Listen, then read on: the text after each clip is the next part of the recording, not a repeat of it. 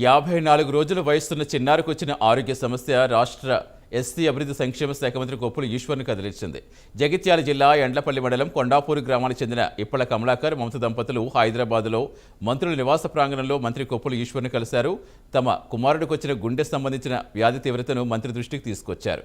చిన్నారి ఆరోగ్య సమస్యపై స్పందించిన మంత్రి హైదరాబాద్లో నీలోఫర్ హాస్పిటల్లో సూపరింటెండెంట్తో ఫోన్లో మాట్లాడారు.